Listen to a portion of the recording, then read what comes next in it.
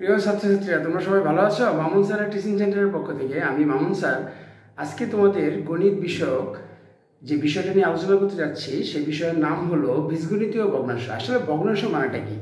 ভগ্নাংশ মানে হলো ভাঙা অংশ, অর্থাৎ কোনো একটা অংশের কোনো একটা গাণিতিক রাশি যখন দুইটা পক্ষ থাকবে, একটা লব এবং একটা হর থাকবে, তখন সেটা ভগ্নাংশ হবে।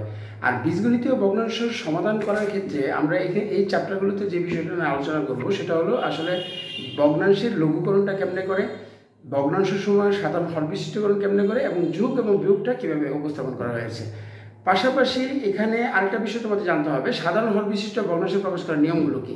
1 নম্বর হলো ভগ্নাংশগুলোর হরের লসাগু বের করতে হবে। 2 নম্বর হলো লসাগুকে প্রত্যেক ভগ্নাংশের হর দ্বারা ভাগ করে ভাগফল বের করতে হবে। আরেকটা হলো প্রাপ্ত ভাগফল দ্বারা সংশ্লিষ্ট ভগ্নাংশের লব ও হরকে গুণ করতে হবে। প্রিয় ছাত্রছাত্রী, তোমরা সবাই বুঝতে পেরেছো? ওকে, থ্যাংক ইউ।